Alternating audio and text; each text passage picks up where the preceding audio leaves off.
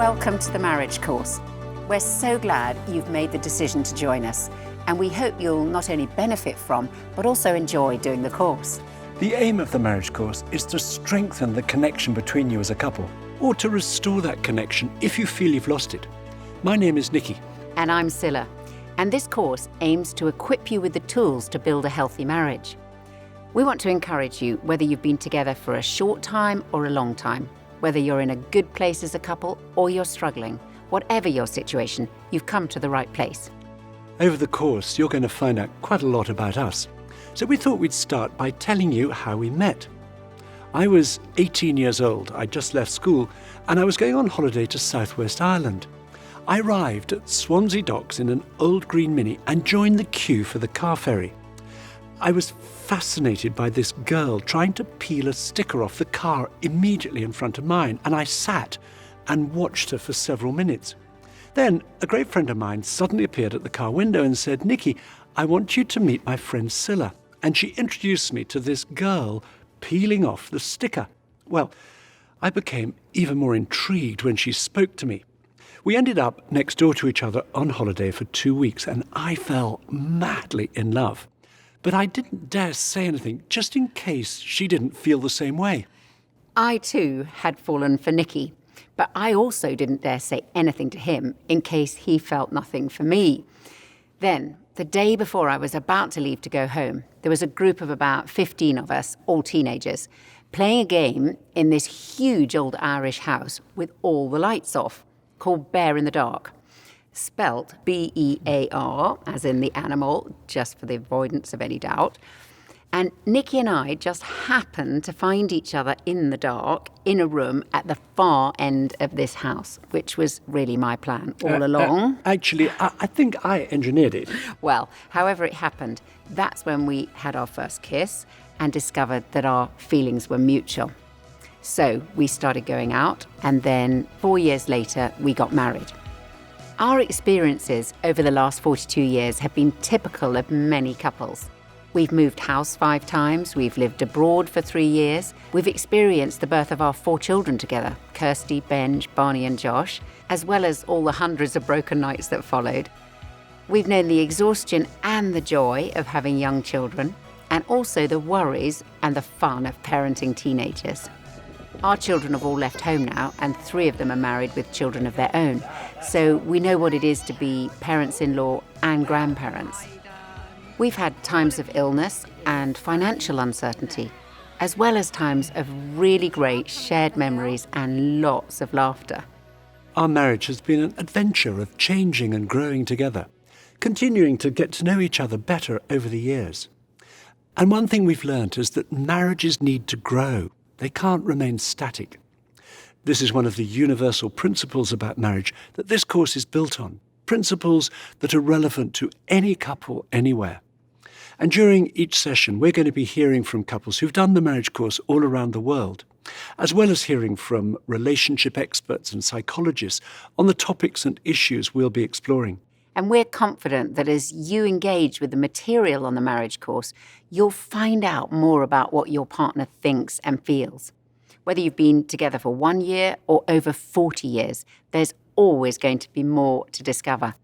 And it's only as we continue on this journey of discovery about each other that we stay connected. Now, some of you may still be wondering what you've got yourselves into. And people generally have 2 fears about doing a course like this. One fear is that they'll be required to reveal intimate details of their relationship to other people, and they don't want to do that.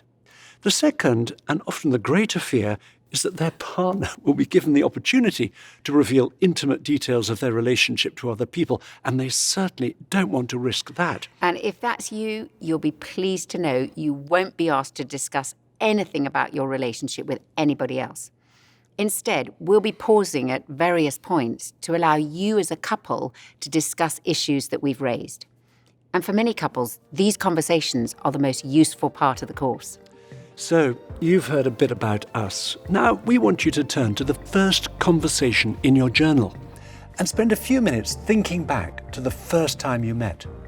Tell your partner your strongest memory of that first meeting and what it was that first attracted you to each other.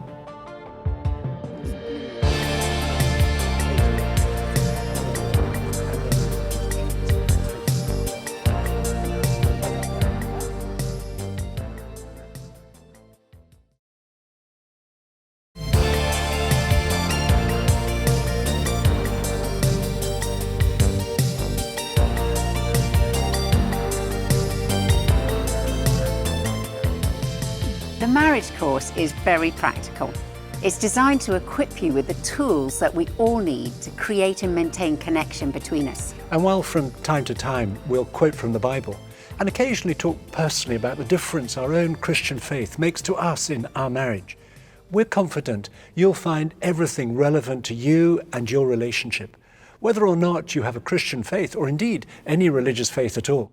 The course is based on the premise that marriage has the potential to be the closest, most intimate human relationship possible. The Bible uses the image of two people coming together and becoming one. Right at the start of the Bible, in the 2nd chapter, it says, "For this reason, a man will leave his father and mother and be united to his wife, and they'll become one flesh." So, when we get married, our partner becomes our first loyalty. And we're joined together, not just physically, but emotionally, psychologically, and even spiritually. Some people might say, but what about a parent and child? Isn't that closer? After all, a child starts off life physically attached to his or her mother. But the task of parenting is to encourage increasing independence in children, both physically and emotionally. Marriage is the other way round. Marriage involves two people who at one time were complete strangers to each other. They meet, they fall in love, they get married, and embark on a relationship that's designed to be one of increasing intimacy and of a growing interdependence. But that's not automatic. We have to keep working at our marriage if we're to stay closely connected. It is the very modern notion that love is just a feeling. And when that feeling goes, we can just walk away. But I know this, unless sometimes you fight to keep love alive, you will bounce from relationship to relationship, always searching for this perfect person that might be out there. I go to write my books in a little cottage overlooking Carmarthen Bay in West Wales. And a couple of years ago, I think it was an August day, it was a beautiful day, and I'm walking on the beach and the hills look lovely and the sand looks gorgeous and the sea looks as though somebody's taken 1,000,000 diamonds and scattered them along its surface. And as I made my way back up to the cottage, there's an old fisherman there. And I said, "It's idyllic, isn't it?" Perhaps he was just tired of tourists that day. He barked at me, "You should see it in winter." And honestly, when I walked on the beach the next day, it was equally lovely. But I felt the sea and the sand and the hills whisper to me, "Would you love us in winter?" Winter love comes to every relationship.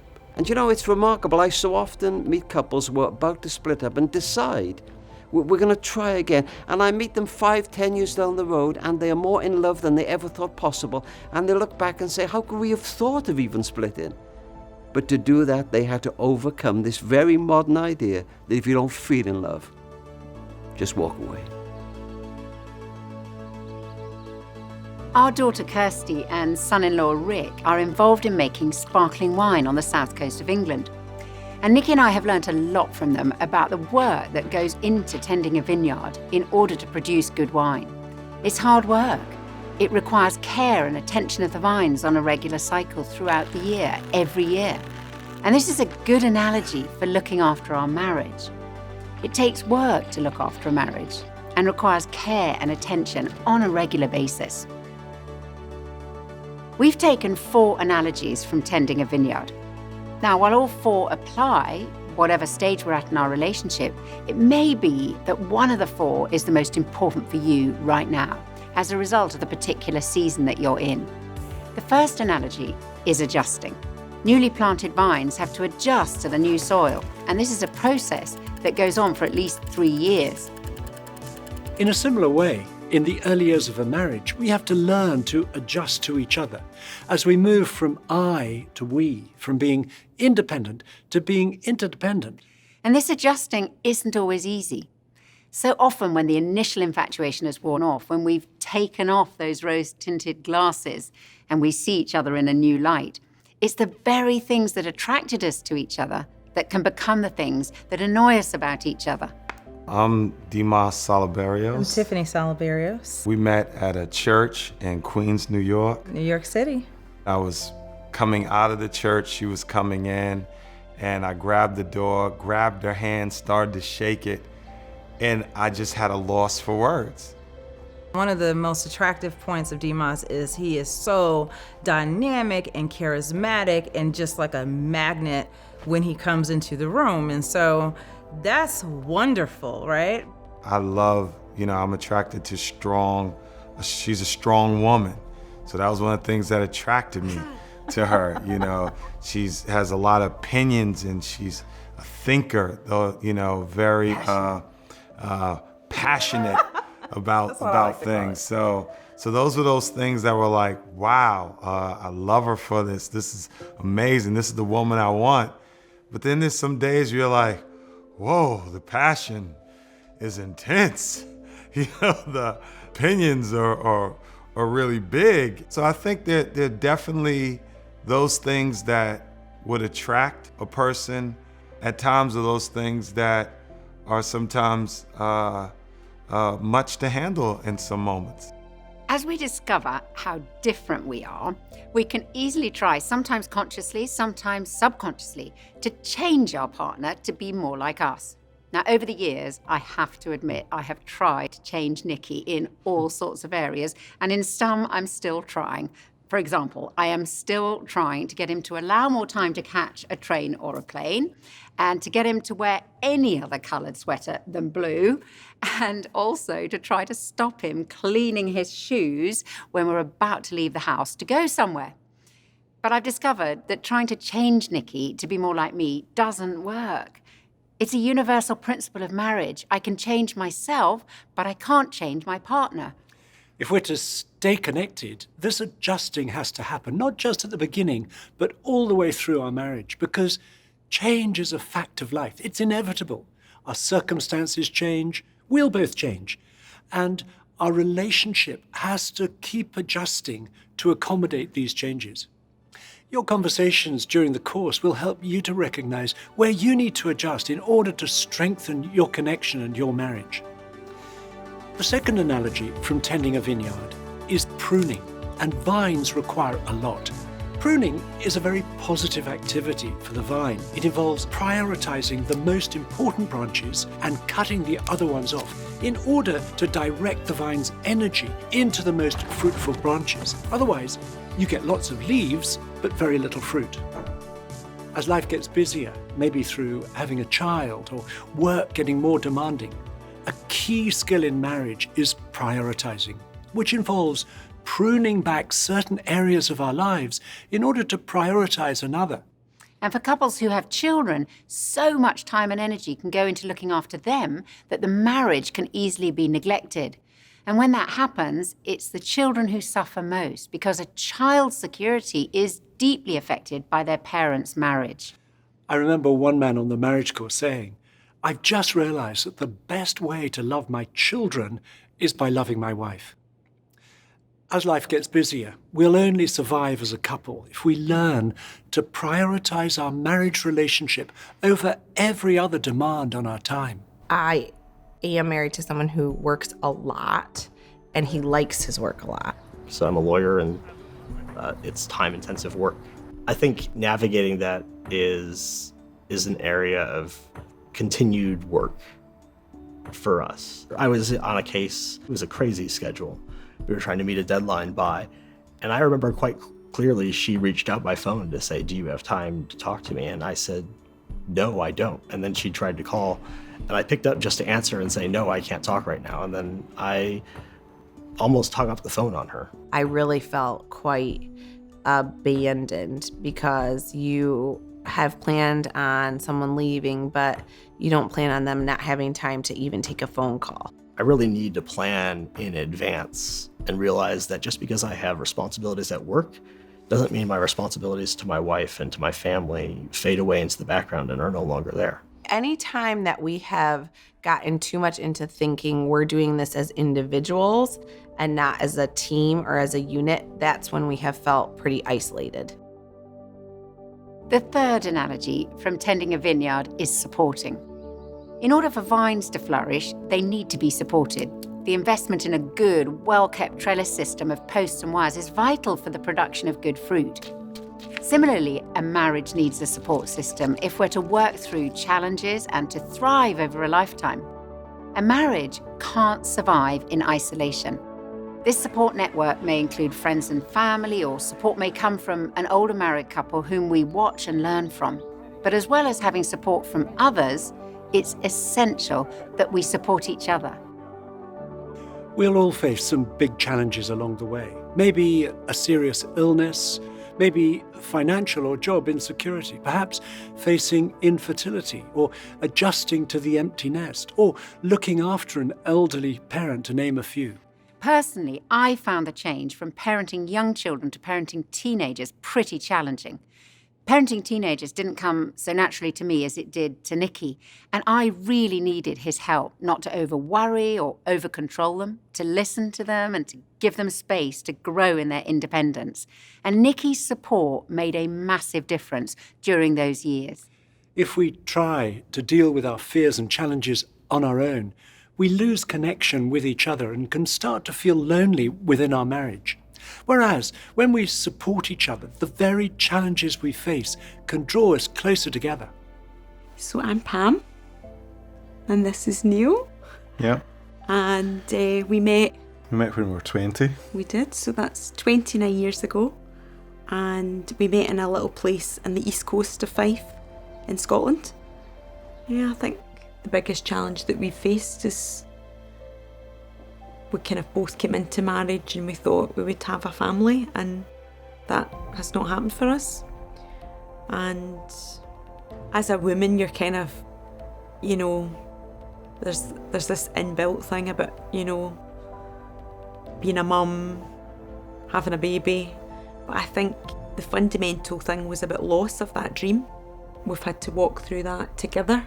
I had maybe expectations that I would maybe take when I have one of my children to get married, and I would take my daughter down the aisle, or, you know, maybe a son's graduation or something. Somebody gave a very helpful piece of advice to me when I was kind of pouring out my heart about this one day, and they said, you know, it's not just your arms, Pam, that are empty, it's Neil's arms as well. And again, just that focus off myself onto the other, I think was really helpful. There was a whole piece where I had to really kind of go deep in myself to really support her, because I was about to kind of lose it at times as well. And so it really brought us together, closer together. And my learning about Neil would be that he was there, and he was completely dependable and strong in that. Although he had his own moments of vulnerability, I think you were definitely strong when I needed you to be strong. I think we had to really keep our communication open with one another, because it would be very easy to get into not sharing and withholding or blaming. I think it definitely did make us stronger. Yeah. We want you to turn in your journals to the next conversation, working through challenges, and talk about those that you've worked through together in the past. And then, when you've done that, identify the main challenge either or both of you are facing currently. And ask your partner, in what ways could I support you in working through this challenge?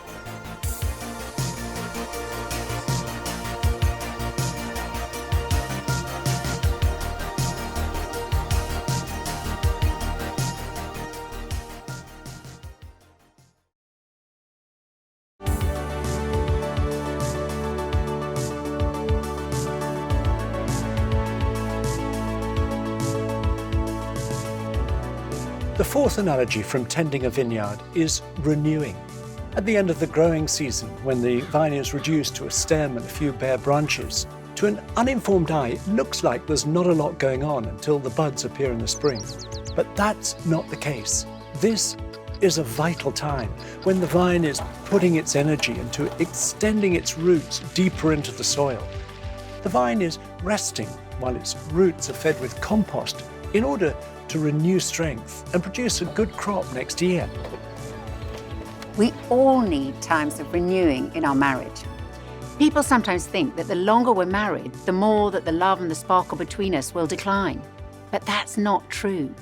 As vines mature, they continue to produce fruit and great wine decade after decade, if they're well tended and the roots are fed. It's the same in a marriage.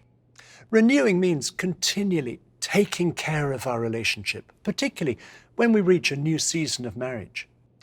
Renewing involves being prepared to talk about our own individual needs and desires, sharing with our partner our hopes for our future together.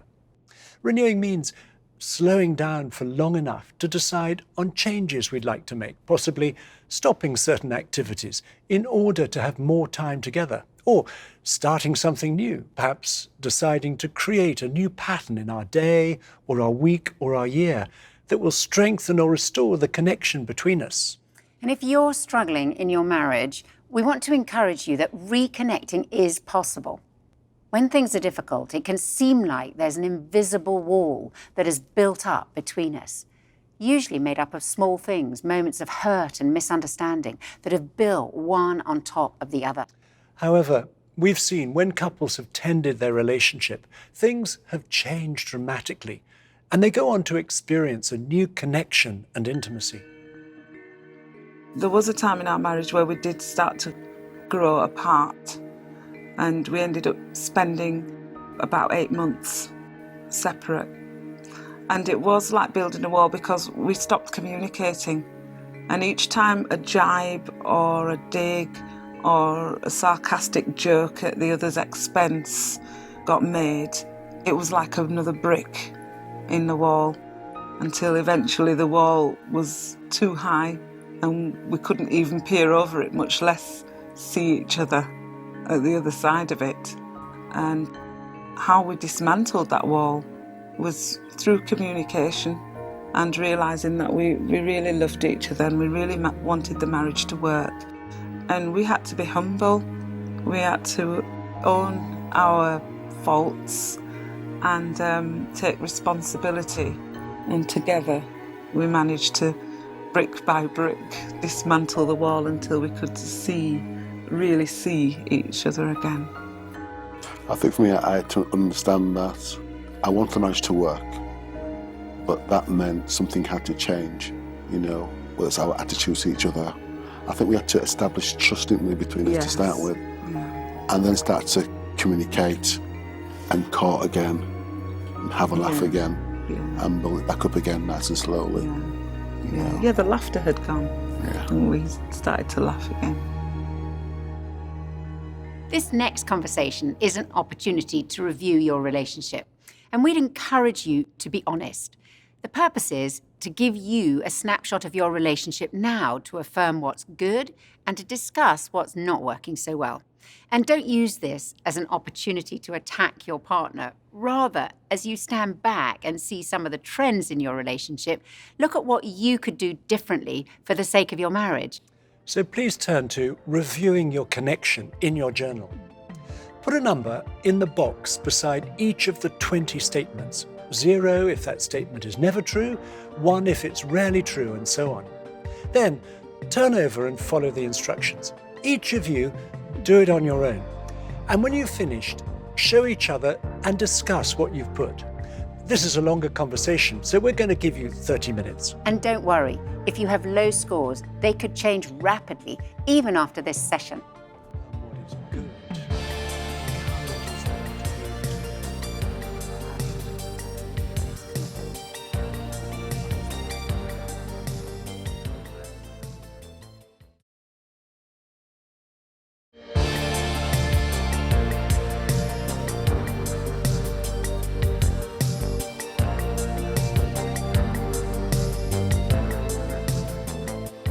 When you saw your partner's answers, it may have come as a surprise or even a bit of a shock to some of you. But whether it has or not, we want to encourage you that it's much better to get talking about these things, to get things out into the open, because then as you discuss them, there's the potential for better understanding and a realization of where we need to change. We're going to spend the rest of this session looking at 2 particular things that we can all start to do straight away to strengthen or restore the connection between us. The first is to make time for each other as a couple on a regular basis. And the second is to nurture each other. Making time for the people that matter most in our lives doesn't just happen. It requires a conscious decision to make it happen. We can so easily say, we'll have some quality time next week or next month when life isn't so busy. But then, when we get there, we find we're just as busy.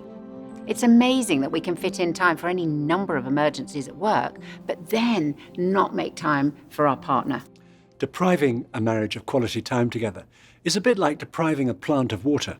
Some plants survive longer than others, but eventually, without water, every plant will wither and die.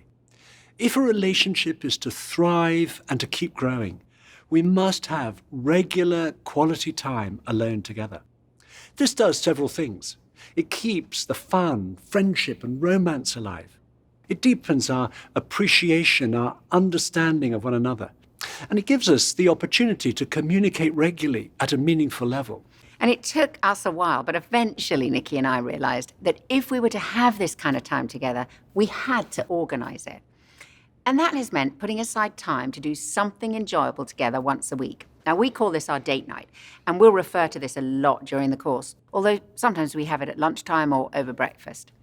And we'd say it's probably the single most significant thing that we have sought to do over the years to keep our love alive and our marriage growing.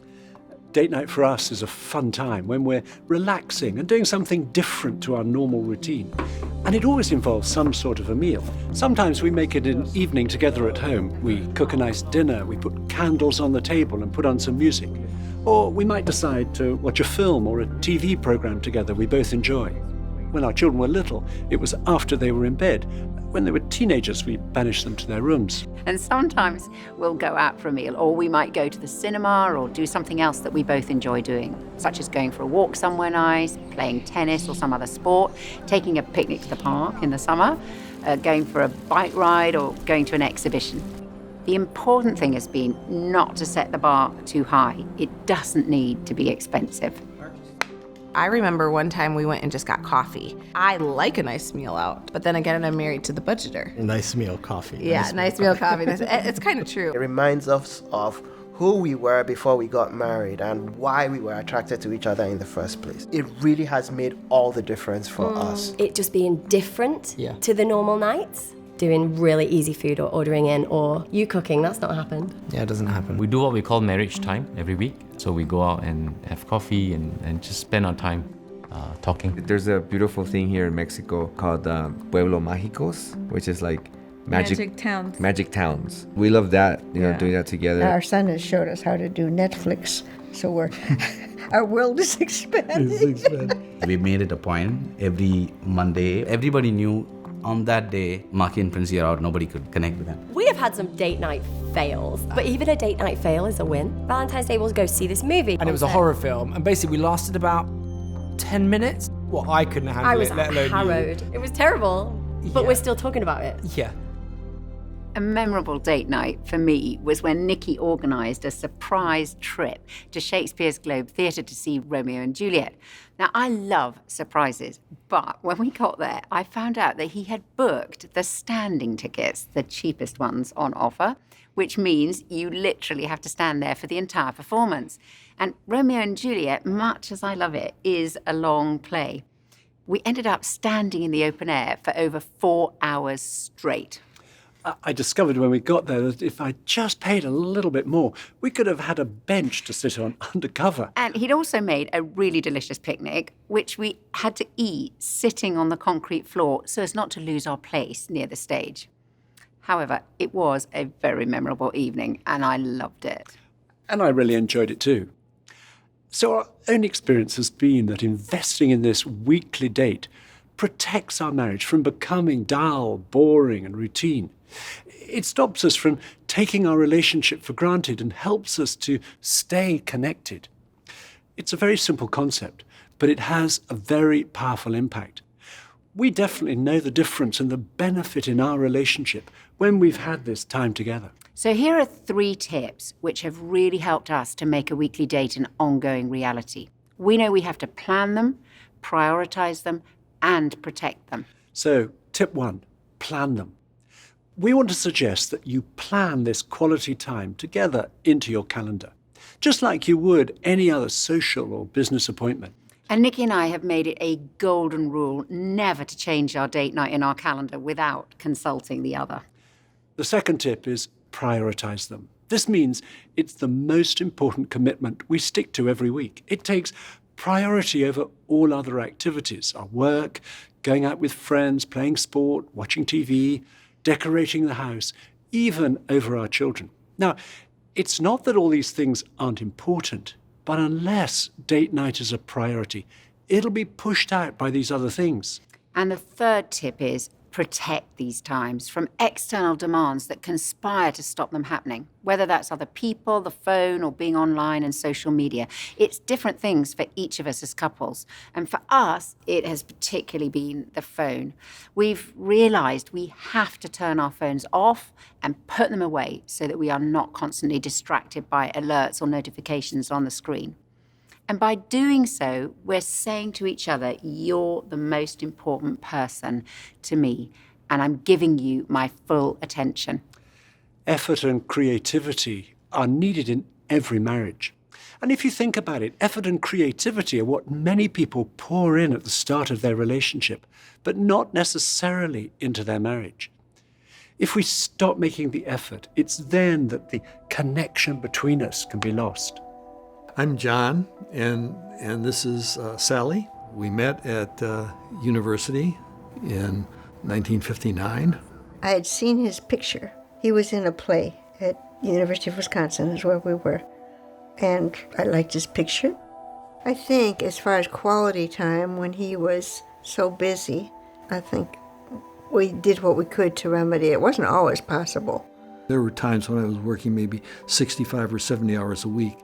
And I still remember, and this went on for a long time. I mean, we would communicate, but they were about very practical things. And I remember taking, it was the first time we ever took a vacation away from the children. We found a young couple to stay with the children. We went off to a resort in Mexico.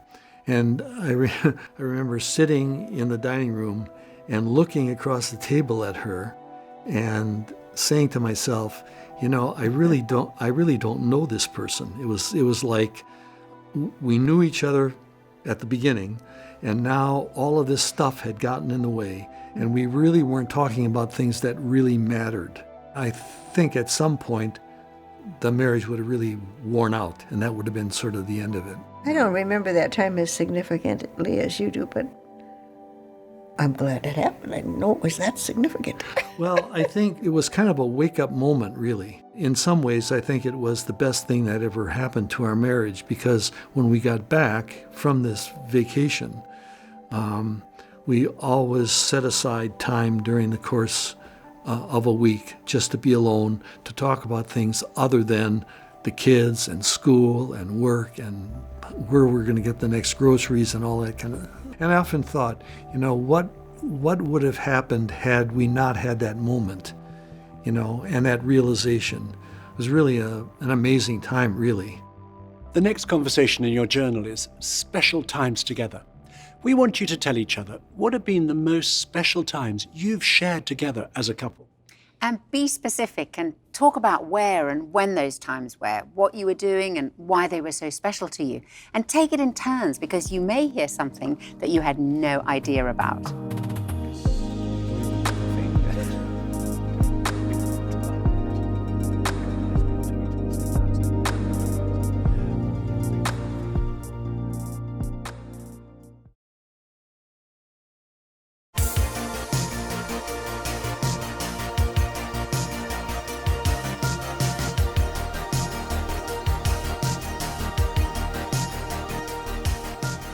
The second way to strengthen or restore the connection between you, something that you can start right now, is to nurture each other.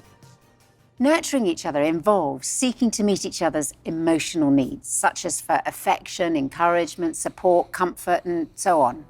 And this creates emotional connection between us. We all have a longing to be known and to be loved by another person. It's as though there's an empty space inside us that needs to be filled up with another person's love and attention. When that space is empty, we feel lonely or alone. A new kitchen, promotion at work, or a holiday in the Caribbean won't fill up that space. And that's because we're made for close relationships. And that's why, when we fall in love, that space inside us is filled up. The first two chapters of the Bible give a fascinating account of how we're made for relationships. After God's repeated refrain in chapter 1 about creation, it is good, suddenly, in chapter 2, God says, it is not good for the man to be alone. Then, when God creates Eve and presents her to Adam, he bursts out spontaneously with the words, "This at last is bone of my bones and flesh of my flesh." Here is someone like him, someone who understands him, someone to whom he can relate and to whom he's strongly attracted. And that space inside Adam is filled right up. And when we're known intimately, when we're loved by another, we are no longer alone. However, we have to maintain our sense of togetherness. When the initial infatuation wears off, we can start to feel alone, to feel lonely again. And the way to keep filling this space inside is by recognizing and meeting each other's emotional needs.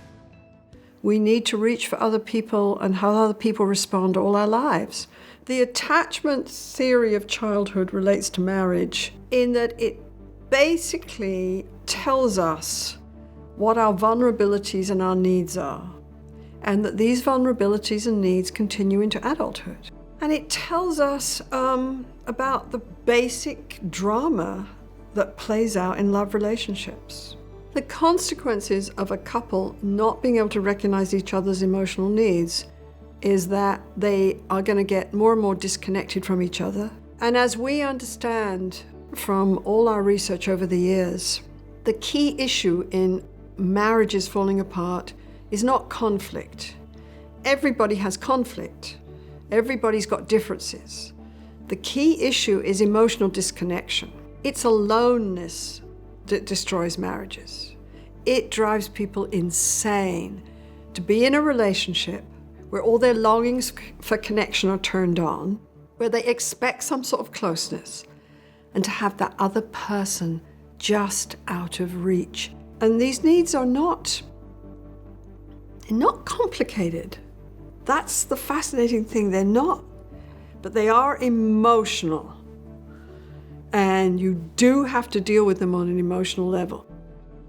There are two ways we can act in marriage. We can either be reactive or proactive. Being reactive is when we focus on each other's shortcomings, on what irritates us about our partner's behavior. And that pushes us apart. We lose connection.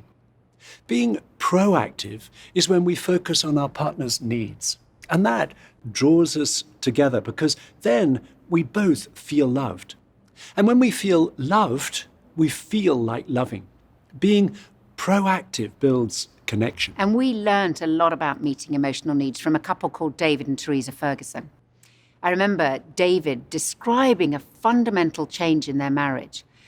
For the first 15 years, I focused on Teresa's faults and my needs. For the last 15 years, I have focused on my faults and Teresa's needs, and our marriage has been transformed. We all have these emotional needs, but usually our needs will not be the same as our partners. And to nurture our husband or wife effectively, we must discover what matters most to them. 我们来自北京，已经结婚15年了，我们有2个孩子。我们在过去的时候我真的不是一个很会聆听和回应他的一个这样的人，所以每一次他在分享一些事情，分享完以后我都会很困扰，我不知道该怎样去回应他。有一次他的就是肚子疼，然后跟我去聊这个事情，有几次说老公我肚子有点疼，然后对我来讲我是一个特别理性的人，我就想肚子疼怎么办呢？去医院还是忍着？然后他告诉我说你可不可以对我说一些安慰的话？我说你能教一下我怎么样才能安慰你，你才开心？然后他就特别生气，说你连安慰都不会。我才发现原来倾听别人回应别人是一个非常简单的事情，所以我就开始去重复他的话，肯定他的感受，再询问他你有什么样的帮助。然后他就很受安慰，他说就是这样的，你这样说我就能得到很多被理解，你就进入到我的内心的世界里面。然后呢，我就其实也用这个方法来表达我的感受，他也非常吃惊。我觉得原来不是我一个人这样，其实他也把自己封闭在他的情感世界里面。我们在那个时刻就感觉到我们俩的心走在一起了。With emotional needs, we can easily miss the ones that are most important to our partner, or we may give what we most want to receive.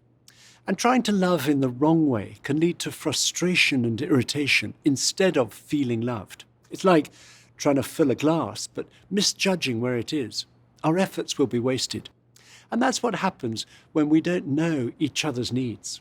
And our needs will change over time. What was most important when we were going out or when we were first married may be different now. And we can't assume that our partner automatically knows our desires. We must tell each other. We want you to have a conversation now where you're going to find out how well you know each other's needs. And you'll see in your journals, it's called Knowing Me, Knowing You. So, look at the list of 16 needs or desires. And in column A, put the 3 that are most important for you in order of importance. There's some overlap between them, so choose the 3 that best express your desires. Then, in column B, guess which 3 are most important to your husband or wife in order of importance. Now, do this without looking at what the other has put, and when you've both finished, compare what you've each put.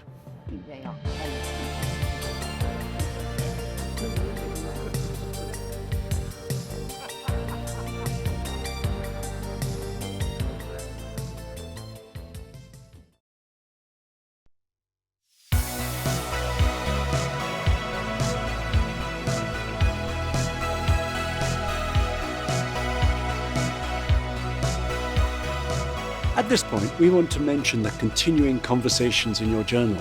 Following this session, there are 2 topics. The first is about how you create a balance of time together as a couple and time apart from each other.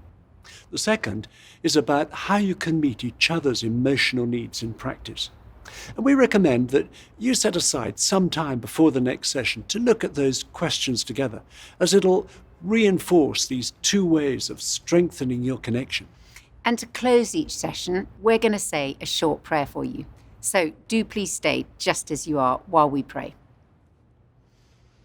Thank you, Lord, that you are the God of love, the God who created marriage for us. Thank you that you've given us to each other. We ask that you would help each couple to grow in their understanding of their partner and help them to recognize each other's needs so that their love for one another would grow stronger and deeper. We ask this in Jesus' name. Amen. We hope the conversations you've had this session have been helpful and will lead to more useful discussions over this coming week. Thank you for joining us. We'll see you on the next session.